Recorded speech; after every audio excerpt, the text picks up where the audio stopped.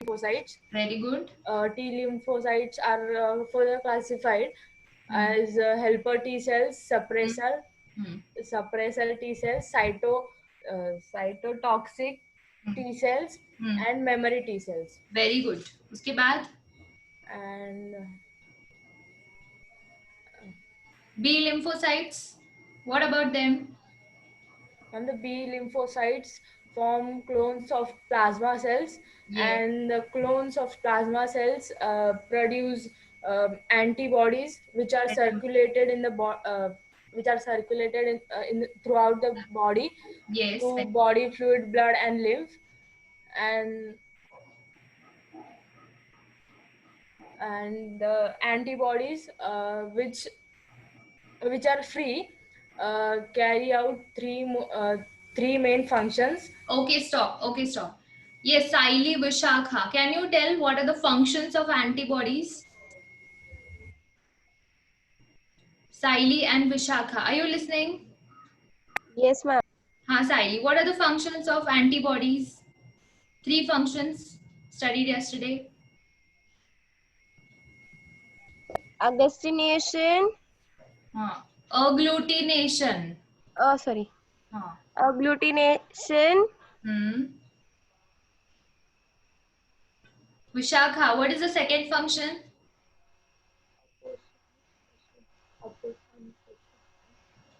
Abhishek. Abhishek, what is the function of antibodies? Ma'am, Opsonization. agglutination, Ha. antigen no, neutralization, Hmm. and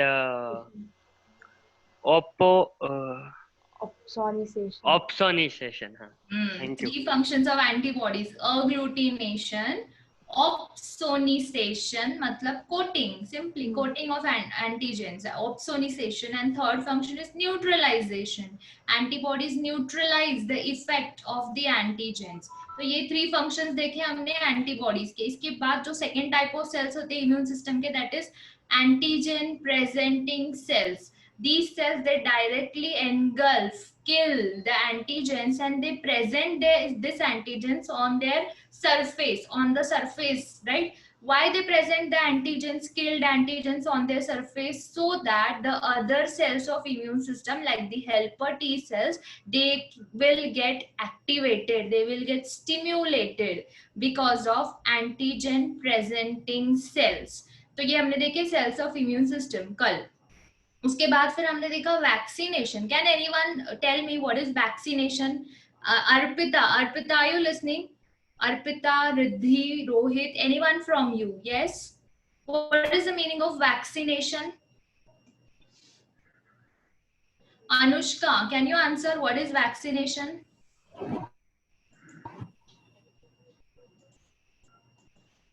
Yes. Ma'am, हाँ. to produce immunity against disease. Yes. आगे. What is vaccination? कल बोला था आपको, underline कर दो vaccination.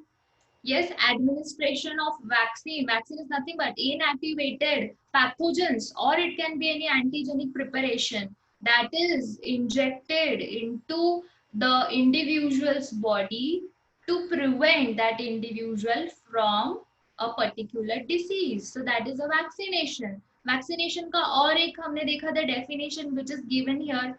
Simple definition है, vaccination is a way to teach the immune system as how to recognize and eliminate pathogenic organisms. Simply vaccine, vaccination. And then we saw yesterday how the vaccines work. Vaccine काम कैसे करती है वो हमने कल देखा. उसके बाद then we started with the structure of antibody. Very important. Antibodies are also known as immunoglobulins, IgS, antibodies. These are nothing but glycoproteins. Proteinaceous particle होता है antibody. प्रोटीन से बनता है. Structure of antibody. क्या structure है antibodies का?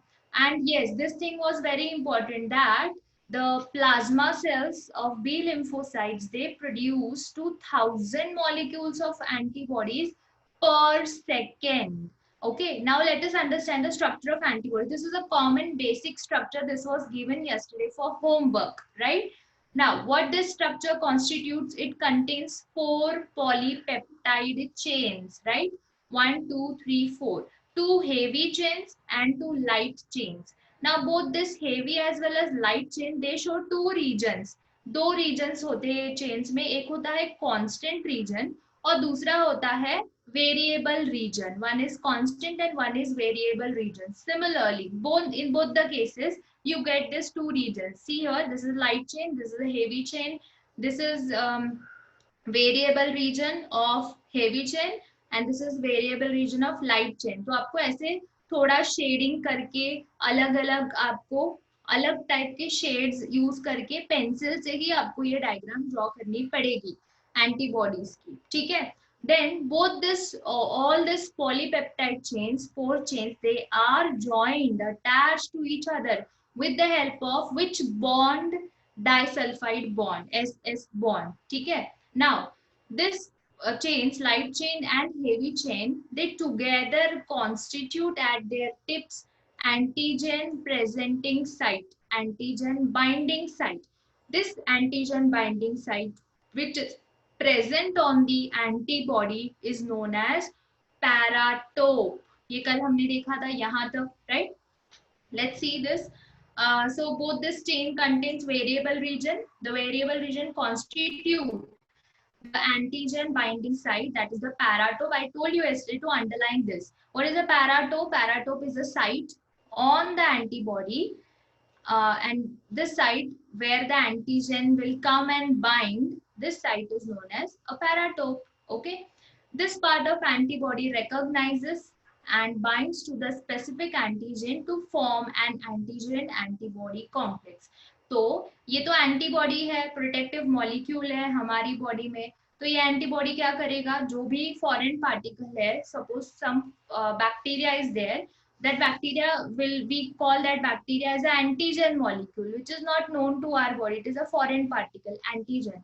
So that bacterial molecule, antigen molecule will come and bind at this site on the surface of antibody and together they will form antigen antibody complex. क्या बनेगा? Antigen antibody complex.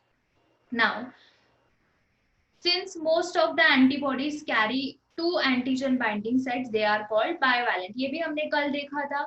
This is a single structure of antibody. This single antibody, it has 2 antigen binding sites. This is first site, this is second site. So hence it is also known as a bivalent. Okay. Now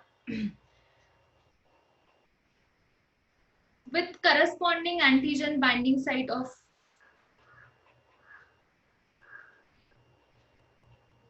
formation of antigen antibody complex. Next concept क्या है? Formation of antigen and antibody complex. So please refer, please see this diagram first. इस diagram में आपको क्या नजर आता है? You can see antigen molecule. This is antigen molecule. This can be any bacteria. This can be any virus particle. This can be any fungal spore. Okay, ये हमारी body का enemy है, enemy antigen. इस enemy को destroy करने के लिए हमारी बॉडी के जो सोल्जर्स है वो कौन है? एंटीबॉडीज. देखो वाई शेप स्ट्रक्चर है, 4 चेन से बना है. This is 1, 2 and 3 and 4 chain. So this is the structure of antibody. Now this antibody will go and bind on the antigen. Okay, antibody will go and bind on a specific site on the antigen.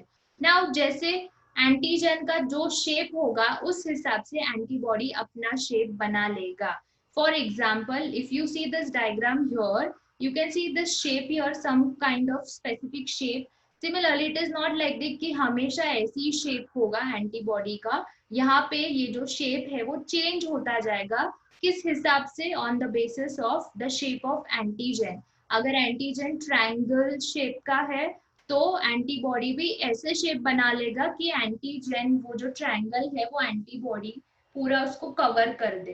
Likewise you know, ऐसे एक पहले game होता था, I don't know आपको पता है नहीं, shapes होते थे अलग अलग, उस शेप्स में दूसरे शेप्स पार्ट्स को फिट करना होता था. तो सिमिलरली सेम थिंग, जैसे लॉक एंड की.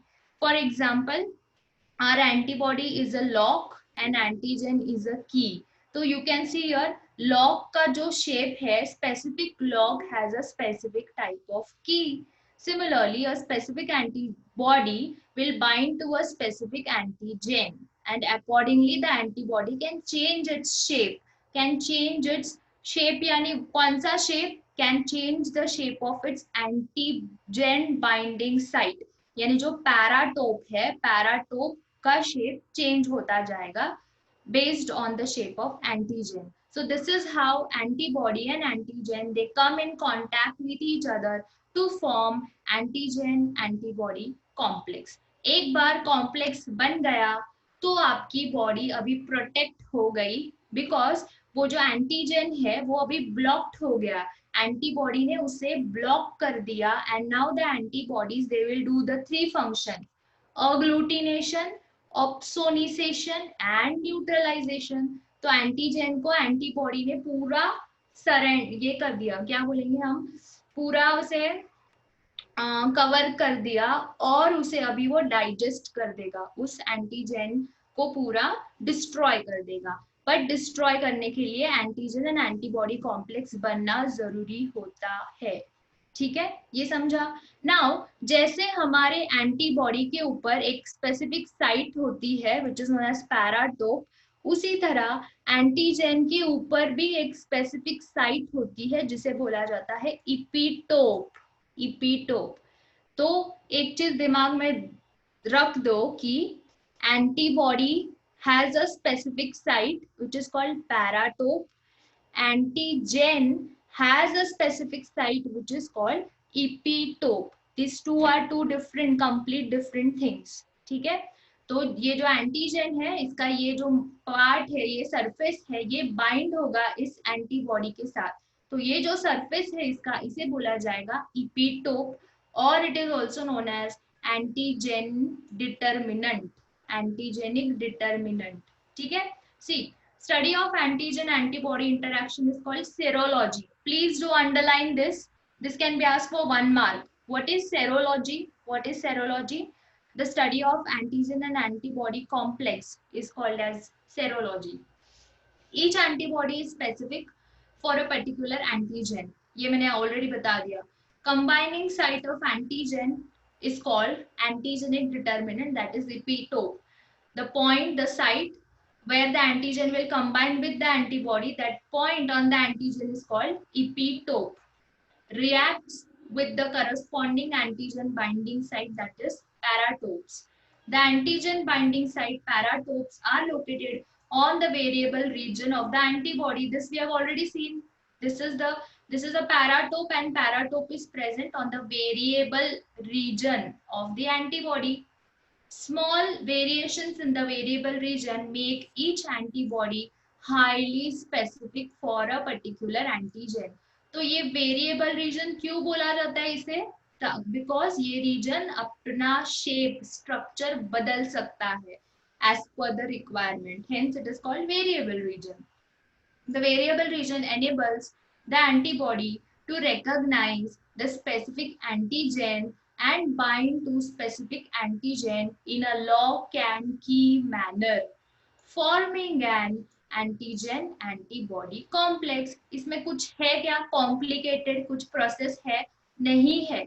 Simply antibody क्या करेगा, जो antigen का shape है उस हिसाब से ये shape बना लेगा और उस एंटीजन को बाइंड करेगा, बन गया एंटीजन एंटीबॉडी कॉम्प्लेक्स. खत्म हो गया. इसके ऊपर आपको 2 या 3 मार्क के लिए पूछा जाएगा. Explain with the help of structure antigen antibody complex. This diagram is important. So for today's homework you will draw the diagram for formation of antigen antibody complex and you will explain this in your own words.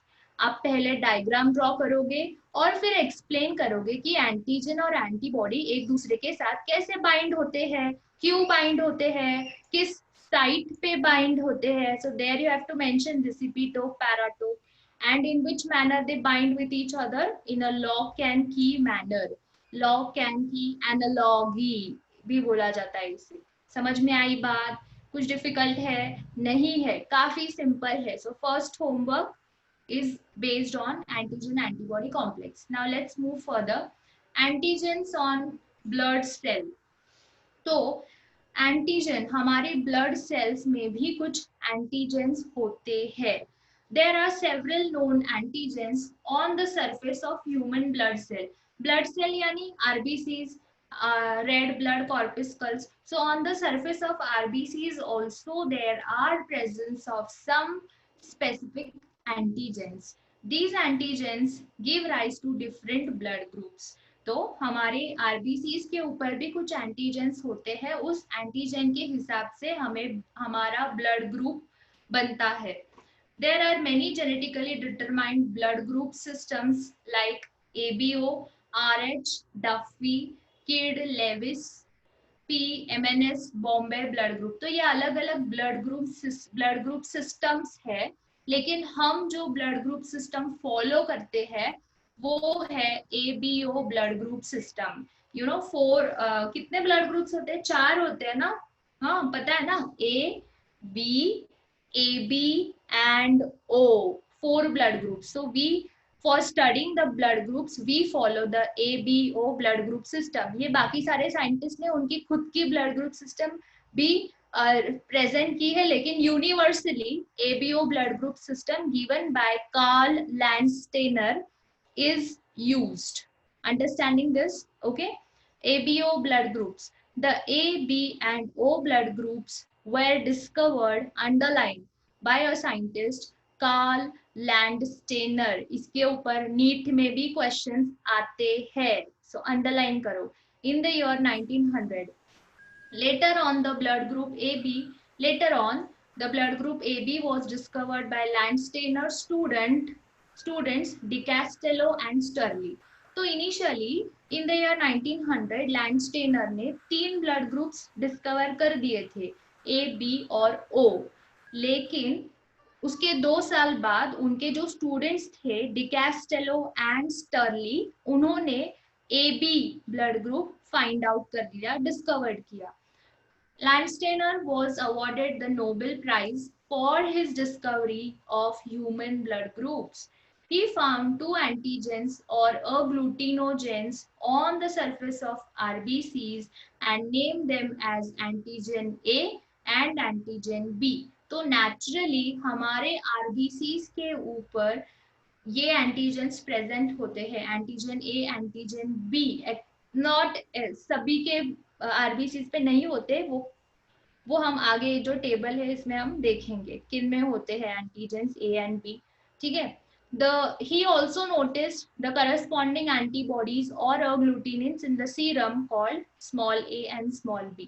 So antigen is indicated by capital letter and antibody is indicated here in small letter, small a, small b. Now let us understand, यहाँ पे याद रखने वाली बात क्या है कि हम कौन सा ब्लड ग्रुप सिस्टम फॉलो करते हैं और वो किस साइंटिस्ट ने डिस्कवर किया है. That's it. Next, this table you will draw because it is very much important for NEET, CET and your boards. ठीक है. So AB blood groups, ABO blood groups in man. अभी कैसे होते हैं blood groups? सबसे पहला blood group है A, genotype. ठीक है. ये हमने पढ़ा था मेंडल वाले चैप्टर में कि हम ब्लड ग्रुप को कैसे हम कैसे फिनोटाइप और जीनोटाइप रेशो लिखते हैं, राइट. तो सिमिलरली ए ब्लड ग्रुप हम जेनेटिक्स की लैंग्वेज में कैसे लिखते हैं? IA. Okay, all should be capital, see here. और ए सुपरस्क्रिप्ट में लिखा है. Okay, IA. जैसे हम 6th TH, 7th TH superscript में लिखते हैं ना TH, उसी तरह यहाँ पे ए सुपरस्क्रिप्ट में लिखना है, IA. और हम लिख सकते हैं IA0. ठीक है. IA और IA0. It means one and the same. It means अगर मैंने ऐसे लिखा है तो आपको क्या समझना है कि ये कौन सा ब्लड ग्रुप है? ये है ब्लड ग्रुप A. ठीक है. तो जेनेटिक्स की लैंग्वेज में हम जीनोटाइप ऐसे लिखेंगे. उसके बाद antigen on the surface of RBC.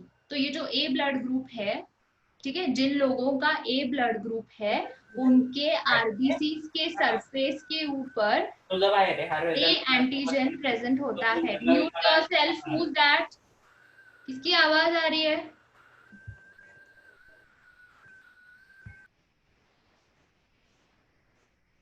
On the surface of the people who have blood group A, so on the surface of their RBCs, antigen A is present and hence their blood group is A. Antibody in the serum, serum में, blood serum में कौन सी antibody present होती है? Antibody B. ठीक है, तो कितना उल्टा है देखो, जिनका ब्लड ग्रुप ए होता है उनके आरबीसीज के ऊपर एंटीजन ए होता है और उनके ब्लड सीरम में होता है antibody B. And person with A blood group can donate blood to A and A B.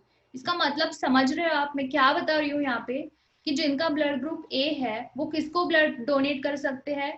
The other person who is having blood group A, और he can donate blood to person with blood group A B. समझ रहा है? ये काफी important होता है। हम किसी को भी कौन सा भी ब्लड नहीं दे सकते, इसीलिए सबसे पहले किसी का एक्सीडेंट हो जाता है तो उसका ब्लड टेस्ट होता है, या फिर इफ ही इज कॉन्शियस उसे पूछा जाता है कि आपका ब्लड ग्रुप कौन सा है, and accordingly blood is given to him, right? कोई भी ब्लड नहीं दे सकते। Can receive blood from, so A blood group can donate blood to people having blood group A and AB, but he can receive blood from only people from blood group A, people having blood group A and O. Okay, next दूसरा blood group है B। B blood group कैसे हम genotypically लिखेंगे? IB, IB और IB, I0। Antigen on the surface of RBC, RBCs इनके जिनका B blood group है उनके आरबीसीज के सरफेस पे एंटीजन बी प्रेजेंट होता है। सीरम में होता है antibody A and hence they can donate blood to B and A B, but they can receive blood from B and O. Next is blood group A B. This blood group A B is genotypically written as IAIB.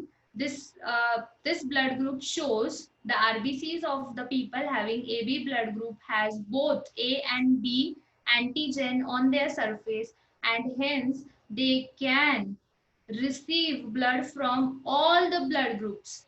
They can receive blood from all blood groups, but they can donate only to AB, and they don't have any antibody in their serum, and hence they can receive blood from all 4 blood groups, and hence they are known as universal acceptor. आप में से जितने लोगों का blood AB होगा तो आप हो यूनिवर्सल एक्सेप्टर, आप किसी से भी ब्लड ले सकते हो। ठीक है, next is O, last blood group is O. Blood group O is known as universal donor because O, you can see here, you can observe this last column. O जिनका ब्लड ग्रुप है तो वो person बाकी जो 3 blood groups है उनको blood donate कर सकता है, लेकिन वो सिर्फ जिसका ब्लड ग्रुप O है उसी से ब्लड रिसीव कर सकता है। So you can see the O blood group, it does not have any antigen on its surface, but it has all the antibodies A, B, AB and O, and hence this person can donate blood to AB, AB and O, but can receive blood only from O blood group. समझ रहा है? Simple है, but ये याद रखना है, ये याद रखना पड़ेगा आपको। तो ये अच्छा होगा कि अगर आप ये टेबल 1 2 3 4 5 बार पढ़ो और विदाउट लुकिंग, बिना देख के ये लिखो अपनी नोटबुक में, ठीक है? और वो याद रखना, भूलना नहीं है। Is it clear to you? Yes, हाँ बोलो मैम। वो जो जिनका नेगेटिव रहता है उनका क्यों नहीं दिया? हाँ, 1 मिनट, अभी मैंने क्या बताया? सिर्फ ब्लड ग्रुप के बारे में बताया। आगे हम अभी डिस्कस RH फैक्टर, जहां पे आएगा पॉजिटिव एंड नेगेटिव, राइट? तो आपका ब्लड सिर्फ A B ऐसे नहीं होता, आपका blood group A positive, A negative, O positive, O negative, तो ये पॉजिटिव एंड नेगेटिव साइन है, इसे बोला जाता है RH फैक्टर। वो हम आगे डिस्कस करेंगे, ठीक है। अभी सिर्फ हमने ब्लड ग्रुप्स के बारे में देखा, RH फैक्टर आगे पढ़ेंगे, ठीक है। तो यहाँ पे याद क्या रखना है आपको, यूनिवर्सल एक्सेप्टर कौन है और यूनिवर्सल डोनर कौन है, as well as you should remember this also. So overall table ही आपको प्रिपेयर करना होगा। In ABO system, the blood groups are determined by the presence or absence of antigen A and antigen B. The blood group of person is classified into 4 groups: A, B, AB, and O. Just now I explained you. Blood group A. Individuals with blood group A have the antigen A on the surface. ठीक है, ये जो भी सारा यहाँ given है वो मैंने आपको already बता दिया इस टेबल में। सेम ये टेबल का ही explanation है given here. Okay. Now next factor, जो अभिषेक ने क्वेश्चन पूछा उसका आंसर अभी यहाँ पे आपको मिल जाएगा। What is RH factor? Mark it, very very important. इसके ऊपर क्वेश्चन आ चुका है, 2-3 बार क्वेश्चन आ गया है। What is RH factor? ठीक है, mark it, important. RH is the most complex of the blood group system. RH factor is an antigenic protein present on the surface. Please do underline this. RH factor क्या है? RH factor is an antigenic protein present on the surface of RBCs in the human beings. तो हमारे RBCs की surface के ऊपर RH factor present होता है, ठीक है। RH factor is an antigenic protein, एक टाइप का प्रोटीन ही है जो सरफेस के ऊपर प्रेजेंट होता है। It was first discovered by Landsteiner and winner on the surface of RBCs of rhesus monkey and so it is called as RH factor. Now you will say, इसे RH ऐसे क्यों बोला गया, इसे क्यों नाम दिया गया है RH फैक्टर? बिकॉज ये फर्स्ट टाइम ये दो साइंटिस्ट है, इन्होंने ये जो RH फैक्टर है वो फाइंड आउट किया था मंकी में, और उस मंकी का नाम था rhesus, and hence you can see the first 2 letters of the name of the monkey is given RH factor. So it is called RH factor or also it is known as antigen D. तो ये जो RH factor होता है वो क्या होता है, ये एक टाइप का एंटीजन होता है, इसे और एक नेम है एंटीजन डी। ओके, तो नाउ जिन लोगों का ब्लड पॉजिटिव है, now tell me how many of you have a positive blood group? Quickly, जल्दी से बताओ। यस, बोलो बोलो। raise, you can raise your hand, I can see in the 4 5 6 7 8 9, okay, 9 students from you, they have raised their hand. It means they have positive blood group. It means on the surface of your RBCs the antigen D is present. आपके RBCs की surface के ऊपर antigen D present है, इसीलिए आपका blood group positive है। लेकिन जिनका ब्लड ग्रुप नेगेटिव है उनके RBCs के सरफेस के ऊपर एंटीजन डी एब्सेंट है, and hence their blood group is negative. Are you getting this? समझ में आई बात? अभिषेक, अभिषेक एंड अदर्स। अभिषेक ने क्वेश्चन पूछा इसलिए I am saying Abhishek. Yes ma'am, हाँ ये जो जिनका नेगेटिव है उनको जो हाँ, मुझे कुछ सुनाई नहीं दे रहा है, क्या बोल रहे हो आप? जिनका नेगेटिव ब्लड ग्रुप है हाँ, उनको कुछ लॉस है क्या? नहीं नहीं नहीं नहीं, कुछ लॉस नहीं होता। ओनली थिंग लॉस क्या है, अभी बायोलॉजिकली आप बता सकते हो जिनका ब्लड ग्रुप नेगेटिव है, इट मींस नेगेटिव, ये वर्ड ही ऐसे लगता है डरावना, नेगेटिव, नेगेटिव ब्लड ग्रुप, ऐसी कोई बात नहीं है। नेगेटिव है यानी उनके RBCs के सरफेस के ऊपर एंटीजन डी एब्सेंट है, hence their blood group is negative. Loss नहीं है, ठीक है। लेकिन मोस्ट ऑफ द केसेस में यूजुअली ज्यादा करके if you can see majority they are positive blood groups, लेकिन नेगेटिव होना ये बुरी बात नहीं होती, ठीक है। Fine, let's move ahead. Person having RH factor antigen D are called RH positive and those lacking antigen D are called RH negative. Excuse me, ma'am. Yes. Ma'am, if the like D is antigen D is not there, so is it so that like they'll be at loss? अरे तो मैंने अभी वही बताया ना आपको, no loss, no loss, कुछ loss नहीं होगा। वो भी लोग हैं, वो भी जिंदा ही रहते हैं ना, कुछ अलग उनमें कैरेक्टरिस्टिक होता है क्या? नहीं ना। अगर आप आपको ऐसे, अभी मैं for example, okay, can you, आप मुझे देख के बोल सकते हो क्या मेरा ब्लड ग्रुप पॉजिटिव है या नेगेटिव है? कुछ आप मतलब ब्लड पॉजिटिव होना या नेगेटिव होना ये कुछ डिफाइन करता है क्या कुछ कैरेक्टर? नहीं ना। So it's not like that. Okay, समझ रहा है? It's Yes, only ma'am. because of the presence of antigen D. It is present, then it is written as positive. If it is absent, then it is written as negative. Nothing else.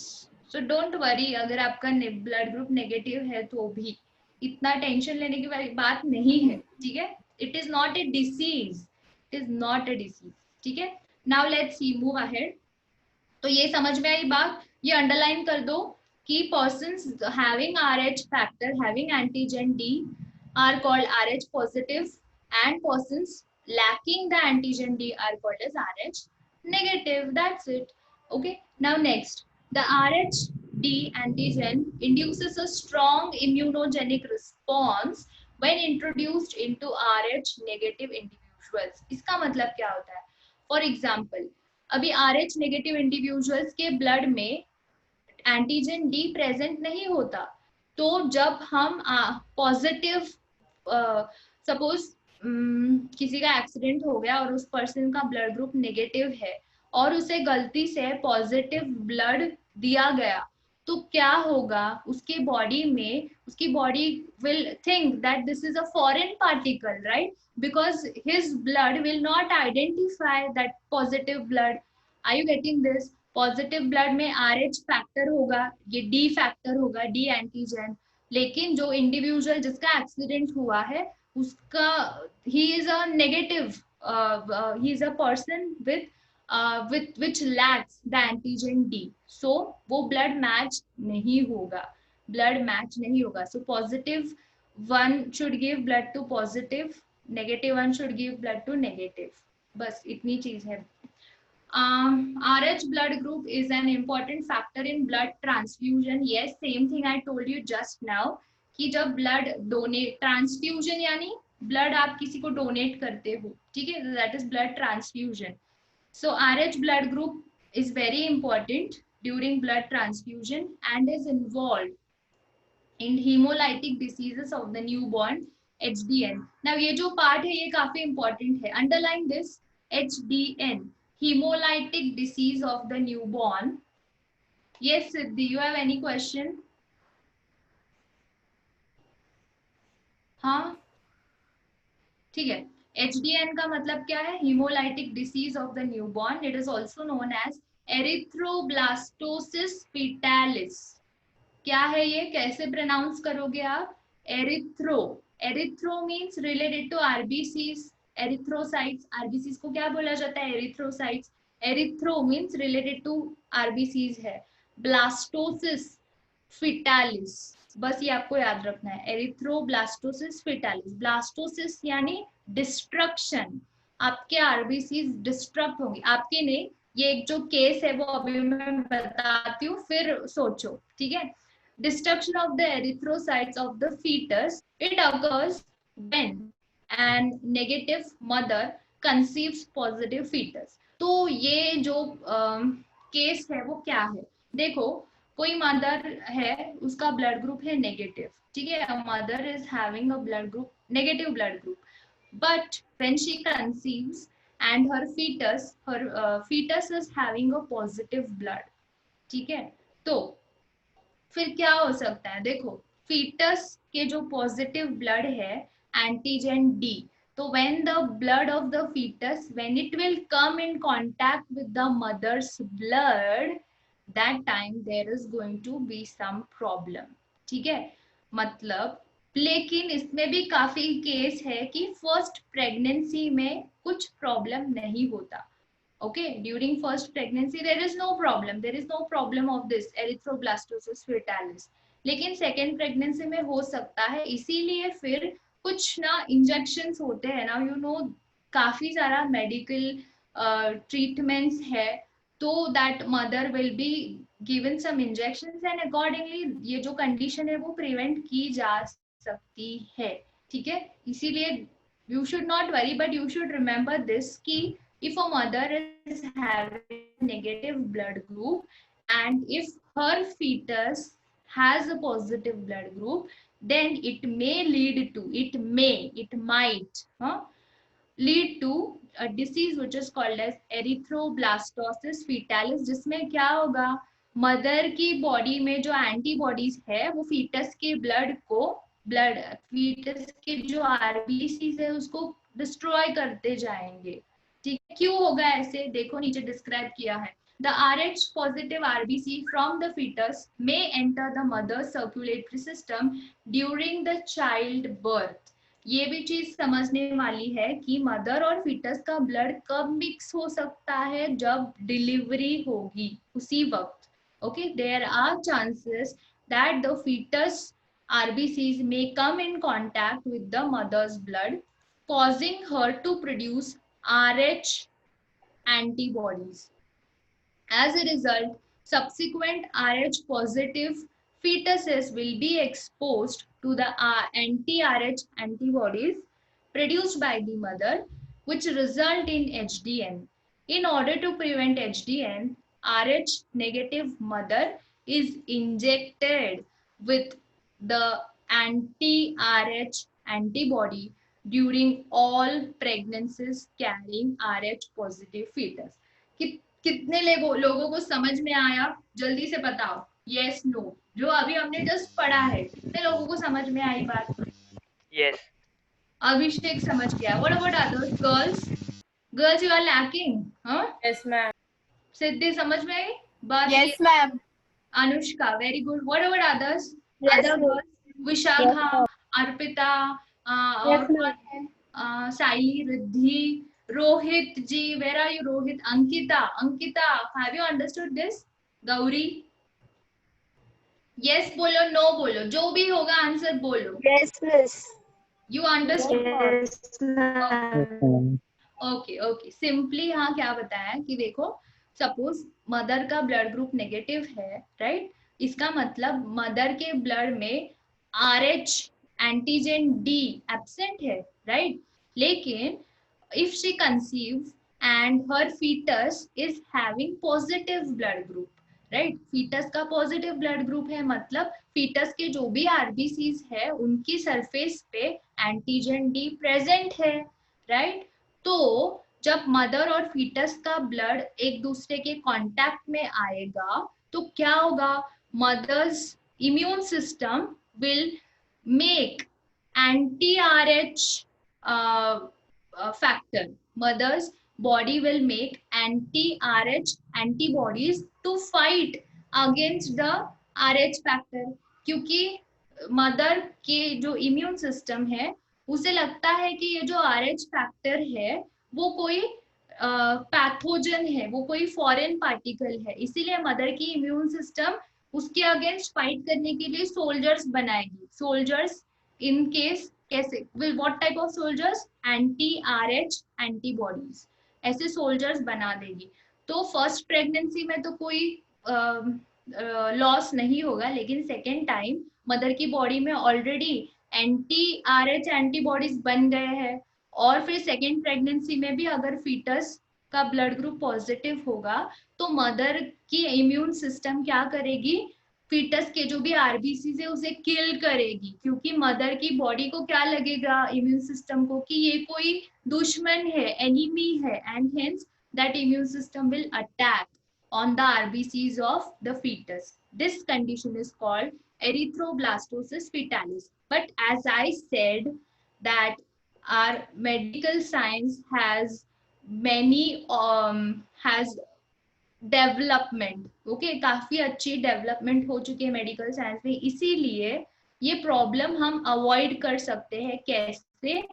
By giving injection. So when a mother is pregnant, she will be injected with already injected with anti-RH antibodies during her pregnancies when she is carrying RH positive fetus.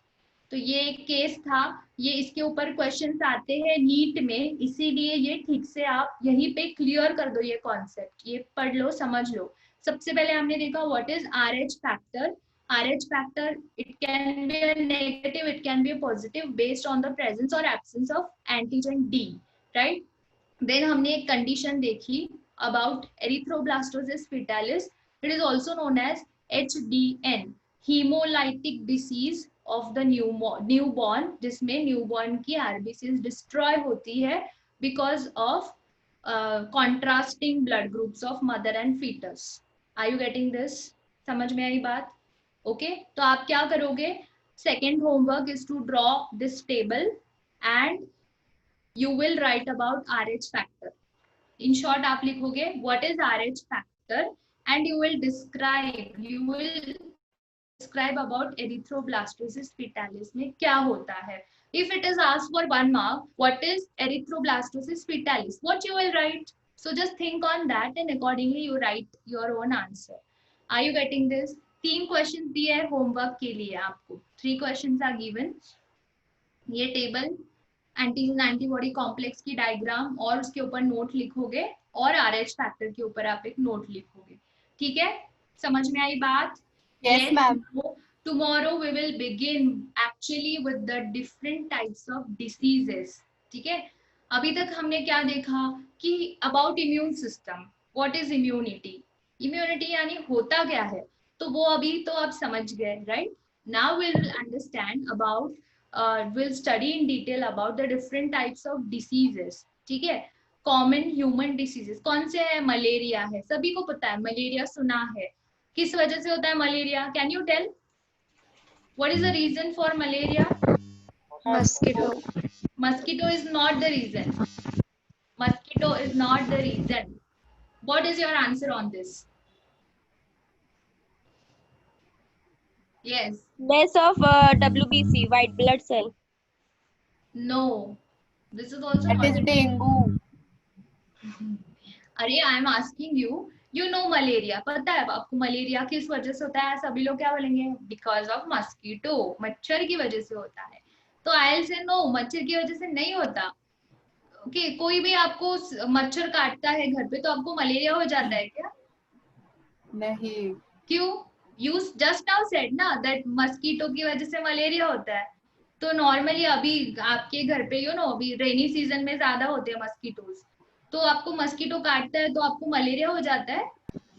क्यों क्यों क्यों? तो इसके ऊपर सोचो, ठीक है? इसका आंसर मैं कल बताऊंगी। ओके कि मॉस्किटो कोई डिजीज होती है? हाँ ऐसे कुछ रीजन है, राइट? ठीक है तो वो हम कल देखेंगे।